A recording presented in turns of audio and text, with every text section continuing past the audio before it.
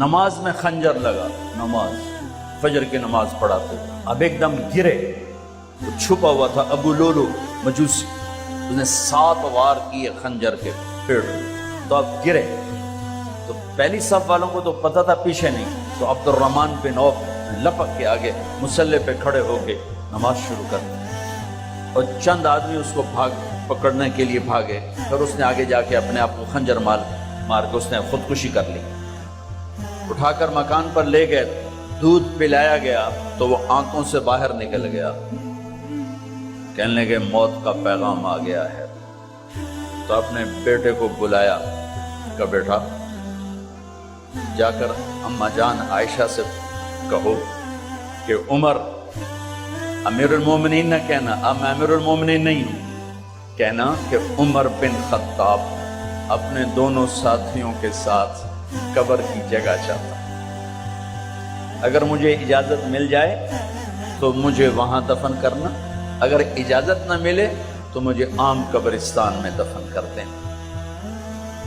عبداللہ بن عمر تشریف لے گئے تو اماں عائشہ بیٹھی رو رہی تھی کہ اماں جان میرا باپ عمر بن خطاب اجازت چاہتا ہے قبر کی اپنے دونوں ساتھیوں کے ساتھ، تو حضرت عائشہ رضی اللہ تعالیٰ عنہ رونے لگی، پہلے بھی رو رہی تھی، کہا عبداللہ یہ جگہ تو میں نے اپنے لیے رکھی ہوئی تھی کہ میں اپنے خامند اور باپ کے ساتھ میں بھی ایک کونے میں سو جاؤں گی، لیکن اگر عمر کی خواہش ہے تو اس جگہ کا عمر مجھ سے زیادہ حق تھا۔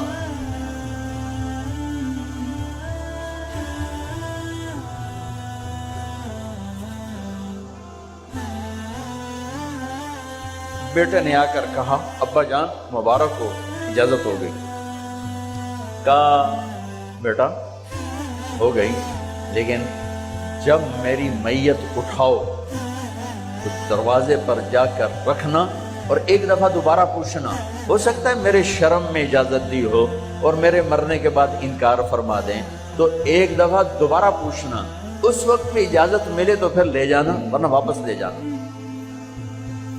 حضرت علی اور حضرت حسن تشریف لائے جس دن انتقال ہو رہا ہے، گھبراہٹ دیکھی تو حضرت علی نے فرمایا عمر موت سے ڈر گئے ہو؟ کہا نہیں موت سے نہیں ڈرا، موت کے بعد کیا ہوگا اس سے ڈر گیا۔ یہ کون کہہ رہا ہے؟ میرے بعد کوئی نبی ہوتا تو عمر ہوتا، یہ وہ کہہ رہا ہے۔ یہ کون کہہ رہا ہے؟ آپ نے کہا آج رات میں جنت میں گیا تھا، میں نے ایک بڑا خوبصورت محل دیکھا، سونے چاندی زمرد یاقوت موتیوں کا، میں نے کہا یہ کس کا ہے؟ تو مجھے کہا گیا یہ آپ کے غلام عمر بن خطاب کا ہے۔ کون کہہ رہے ہیں؟ موت کے بعد جو ہوگا اس سے ڈر رہا ہوں۔ کہ آپ مسجد میں انٹر ہوئے، مسجد میں ایسے لوگ تھے، ادھر ابو بکر تھے اور ادھر عمر تھے، ہاتھ دیو، آپ نے یوں ہاتھ پکڑ لیے، دونوں کے ایسے ہاتھ پکڑ لیے، ادھر ابو بکر ادھر عمر، کہ مجھے دیکھ رہے ہو؟ کہ جی، کہ قیامت کے دن میں ایسے اٹھوں گا کہ میرے ادھر ابو بکر ہوگا اور ادھر میرے عمر ہوگا۔ یہ عمر کہہ رہے ہیں موت سے نہیں ڈرا ہوں، موت کے بعد کیا ہوگا اس پہ ڈر رہا ہوں۔ تو حضرت علی نے فرمایا کیوں ڈرتے ہو؟ میں گواہی دیتا ہوں، میں نے کئی دفعہ اللہ کے محبوب سے سنا کہ جنت کے بڑی عمر کے، ایک تو نا جنت کے نوجوانوں کے سردار، وہ تو حسن حسین نے، میں نے کتنی دفعہ سنا اللہ کے نبی سے کہ جنت میں بڑی عمر کے لوگوں کے سردار ہیں ابو بکر اور عمر۔ تو آپ نے کہا قیامت کے دن گواہی دو گے؟ آپ نے کہا، حضرت علی نے کہا میں بھی گواہی دوں گا، میرا بیٹا حسن بھی گواہی دوں گا۔ وہ حضرات تشریف لے گئے تو موت کی آہٹ کو محسوس کیا تو بیٹے کی گود میں سر تھا عبداللہ بن عمر کا، بیٹا یہ زمین پہ لٹا، انہوں نے یہاں سے ہٹا کر یہاں سر رکھا۔ وہ حق سنا نہیں کیا کہہ رہا ہوں؟ زمین پہ ڈال دیں۔ ان کا جی نہیں چاہ رہا تھا، کیا کہہ رہا ہوں، زمین پہ ڈالو۔ انہیں آگے کر دے، وہ پیچھے اپنا چہرہ مٹی میں یوں رکھ دیا اور مٹی میں منہ ملنے لگے ایسے، اور کہہ رہا ہے ویل لک یا عمر ان لم یغفر لک عمر ان لم یغفر لک ربک، اے عمر اگر تیرے رب نے آج تجھے معاف نہ کی تو ہلاک ہو گیا۔ ویل لک ولأمک ویل لک ولک یا عمر ان لم یغفر لک ربک، عمر اگر آج تجھے اللہ نے معاف نہ کی تو ہلاک ہو گیا۔ اتنے بڑے مقام والے 1,24,000 میں ایک آدمی ہے مراد، جسے مانگا گیا ایک آدمی، یا اللہ عمر دے دے میرے اسلام کی بلندی کے لیے۔ وہ کہہ رہے ہیں ویل لک یا عمر ان لم یغفر لک ربک،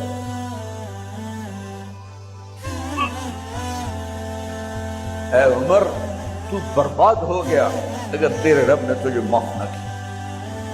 یہ کہتے کہتے کہتے کہتے جان نکل گئی۔ صہیب رضی اللہ عنہ نے آپ نے وصیت فرمائی تھی میرا جنازہ صہیب پڑھائے، رومی جنازہ پڑھایا گیا،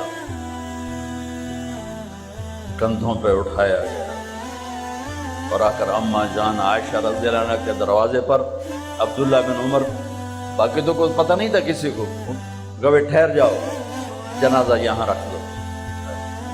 پھر آگے بڑھے، دستک دی، اماں جان میرا باپ عمر بن خطاب دروازے پہ پہنچ چکا ہے، اندر آنے کی اجازت ہے؟ تو اماں جان عائشہ نے فرمایا مرحبا بعمر، ہم عمر کو خوش آمدید کہتے، اور باہر تشریف لے گئیں۔ وہیں حجرہ مبارک میں قبر کھودی گئی۔ عبداللہ بن عباس فرماتے ہیں کہ میرے کندھے پر کسی نے ہاتھ رکھا تو میں نے یوں پیچھے مڑ کے دیکھا تو جناب امام المتقین حضرت علی کھڑے ہوئے رو رہے تھے اور فرما رہے تھے عمر مجھے پتا تھا تیرے سوا یہاں کوئی نہیں آ سکتا، مجھے پتا تھا یہاں تو ہی آئے گا اور کوئی نہیں آ سکتا، چونکہ میں نے ہزاروں دفعہ سنا خرجت انا و ابو بکر و عمر دخلت انا و ابو بکر و عمر، میں نے ہزاروں دفعہ اپنے نبی کی زبان سے سنا میں اور ابو بکر عمر گئے تھے، میں اور ابو بکر عمر آئے تھے، میں اور ابو بکر عمر اندر گئے تھے، میں اور ابو بکر عمر باہر گئے تھے، میں نے اپنے نبی کے نام کے ساتھ تجھے اور ابو بکر کو اتنا سنا ہے کہ کسی کو نہیں سنا، لہذا مجھے پتا تھا تو اسی جگہ پہ آئے گا، تیری یہی جگہ ہے۔ میرے بھائی بہنوں، یہ وہ لوگ ہیں جنہوں نے رضی اللہ عنہ کا ٹائٹل جیتا اور پھر روتے روتے مر گئے۔ مجھے کیا خبر کیا ہونے والی، اب کو کیا خبر کیا ہونے والی، بے شک میرا رب رحیم ہے، اس کے رحم کے تو فعلی کام بنے گا، کیڑیاں تقریراں تے کیڑے علم، کیڑیاں نمازاں تے کیڑیاں تجدہ، کم تو اس کی رحمت پر بنے گا، پر یہ اعمال اس کی رحمت کو لینے کا راستہ ہیں۔ یہ بھی ٹھیک نہیں ہے کہ اللہ غفور الرحیم ہے آپ ہی معاف کرے گا، یہ یزید اور حسین کو برابر تو نہ آل رسول کی بوٹی بوٹی نوچ دی جائے اس کی رضا کو ڈھونڈنے کے لیے۔ وہ نہیں کہہ سکتے تھے اللہ بڑا غفور الرحیم۔